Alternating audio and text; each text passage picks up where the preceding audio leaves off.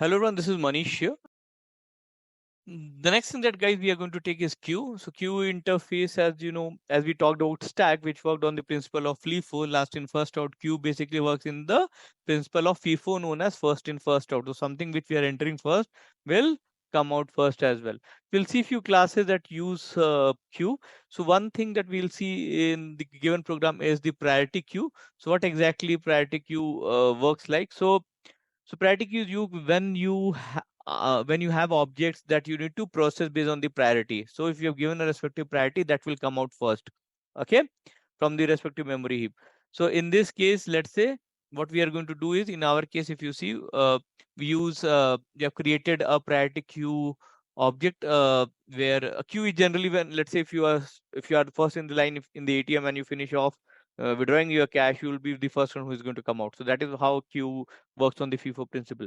Now, when we talk about priority queue, this priority queue is, you can take, we have defined a respective object for a priority queue which is of type integer, okay, and through this object we have already add which method which is used to add the respective elements in the respective priority queue. So here we are adding 5, 10, 3 and 7.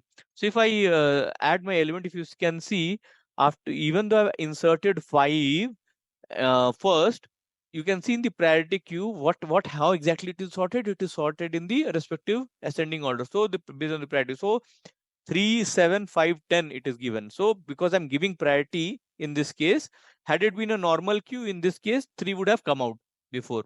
Okay. But in priority queue, as I said, it will be based on the respective priority that you have given. So if someone is at one priority, it will come out first. So in this case, if you see, what I'll be doing is, here you use pull to um, basically remove a respective element, as you can see in the respective code here. Remove an element from the priority queue. So we are printing the removed element as priority queue dot pull. So the first element that is going to come out as 3, because 3 is higher priority compared to the 5. So then we are checking is empty, used to check whether the respective queue is empty or not. And then we are going to iterate to a priority queue, and we are going to pull, means we are going to uh, move out each value out of it. So as we have already moved 3, out of 3 the queue contained 5, 7 and 10. So what are the values that will come out first? 5, 7 and 10 based on the respective priority. So this is on the priority queue, guys. Guys, next thing that we are going to see a program is going to be on the priority block queue that we'll see. So what exactly happens in priority blocking queue? What we have, as we know, in priority generally we said that we give a priority based on the respective, like 1 is going to be given a higher priority than 2 and 3, irrespective of the insertion order that has come up. And a normal queue will follow the respective insertion order, and it will basically give the first one who has entered to move out. So whereas priority blocking queue is an unbounded blocking queue that uses the same ordering rules that we have it for the priority queue, and it supplies the blocking retrieval operations. It means that at times, as it is unbounded, adding elements may sometime fail due to resource exhaustion, means out of memory. Means this class is not going to permit null elements for us. Okay, we'll see this case through the program. It will help us to understand. Now, if you see the respective program, here also we have created a respective object, priority blocking queue as priority queue as an respective object, and we are adding 30, 10, 50, 20, 40 to our priority blocking queue. And then what are we doing? We are printing the respective queue that we have. So once we have entered, you can see, as I said, it is going to not follow the insertion order and based on the priorities given. So here there is your more priority than 20. Then basically you can see, now you can ask me, why do you see after 10, 20 you see 50, 30 and 40, right? That can be a question. The reason for that, you see in the respective case, guys, that the priority queue is not going to have the same order. Why? Because in this priority blocking queue, it is not going to store the insertion order. So it is going to just give the respective element and will print it any order. Okay. And then because it does uh, so our priority blocking queue, it does not guarantee the ordering where like based on the insertion order, unlike the other one. So we'll see. In case we want to follow the order, we have something called as ArrayDeque, and through linked list also we'll see. So in this case, peak is going to, again, it is going to show what is going to show the top element. So in our case, if you can see it, the top element is going to be 10, right? Peak is going to show. And size, how many number of elements that we have? We have 5 elements, so size is 5. And pole is to basically remove. If you remove the first, so it works on FIFO, so 10 gets removed first, so pole is giving 10. So after pole, what is the element left out? 20, 30, 50, 40. And again, we use contains to search the respective elements. I'm checking contain 20. Does it contain 20? So yeah, it contains 20 even after pole. So next thing that we do is we are removing 20. We have removed 20.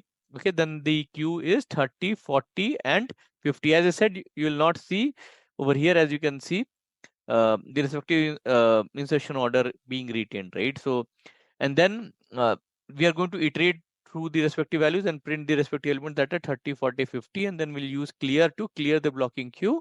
And that is after clearing, you don't see any values in the respective priority queue. Now we'll start with the ArrayDeque. So what exactly is an ArrayDeque, guys? So ArrayDeque basically class is a in Java is an implementation of the deque interface that uses a resizable array to store its element. And this class provides a much more efficient way than the traditional stack that we have. Uh, okay, so this ArrayDeque class provides constant time performance for inserting and removing elements from both the ends of the queue. Okay, which makes it a good choice for scenarios where you need to perform many add and remove operation. We'll understand through a program, guys. In this case, if you see, what are we doing is we have defined a deque, where as an ArrayDeque for a deque object on the ArrayDeque, which takes integers basically.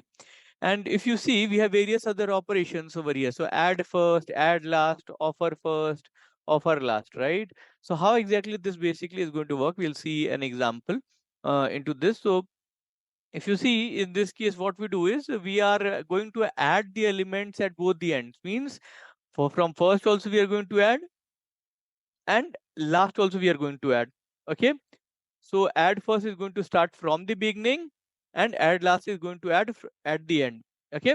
Whereas offer first, basically what we're going to do, we are going to add the elements at the beginning, means it will return false if the operation is going to fail.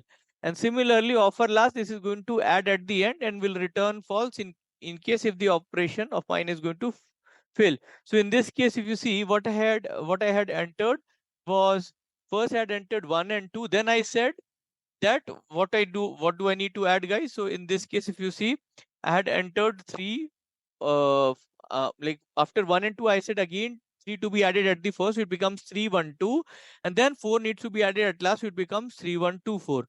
Now this is my deque which I have printed. Now peak first is going to retrieve from the first, means I'm seeing from the first of the queue. Okay, and peak last basically from the end of the queue. So from the first of the starting of the queue, what do we see? We see 3 as an element. So deque.peak first is going to give us 3, whereas deque.peak last is going to give us 4. Now remove first and remove last also the same thing, like we are seeking, we are retrieving. So remove first is going to remove from the beginning, and remove last is going to remove the element from the last. So in this case, if you do a remove first, it is going to remove 3, and remove last will remove 4 in this case. So after removal, what is left out, guys? We have 1 and 2 left out. And is empty is checked over here also to check if the respective deque is empty. And then see, what are we adding? We are, so push and add both are going to do the similar element. So push is going to start from the beginning, means like an add first that we did, and add normally is going to add the element at the last. So after doing this, you can see 5 comes in the beginning, 5, 1, 2, and 6 generally dot add method is similar to the add last which we discussed. So it will add 6 and at the end. Okay. Now after this, that is what the respective deque is. Now iterating, we are going to iterate through the enhanced for loop over here, and then we'll print the respective elements in the deque, which is 5, 1, 2, 6. And clear is going to clear all the respective deque over here, and that is after clearing we'll get an empty deque. Okay. In further sessions, we'll explore other topics. So if you really like the video, guys, please like the video, subscribe to my channel, and comment in case if you have any queries, and share with all of your friends ahead. Take care. Bye-bye.